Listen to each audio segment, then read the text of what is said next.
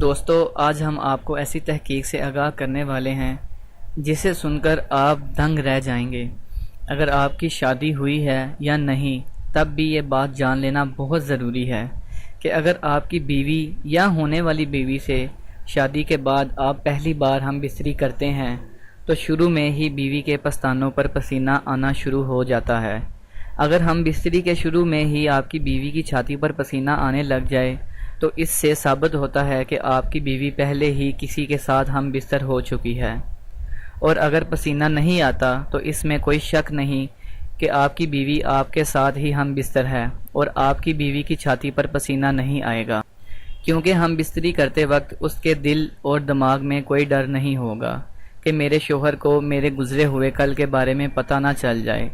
لیکن ایک بات ذہن میں رکھیں کہ ہم بستری کے دوران پسینہ آ سکتا ہے۔ اگر شروع میں پسینہ آ جائے تو اس کا مطلب ہے کہ وہ پہلے سے ہم بستری کے بارے میں سب کچھ جانتی ہے اور بہت آسانی سے آپ کے پیار میں بہک جاتی ہے۔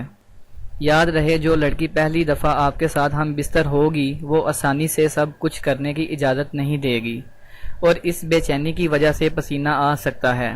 کہ وہ پہلی دفعہ کسی کے ساتھ ہم بستر ہے۔ مزید اچھی ویڈیوز کے لیے ہمارا چینل ضرور سبسکرائب کریں، ویڈیو کو لائک کریں اور شیئر کرنا مت بھولیں۔ شکریہ۔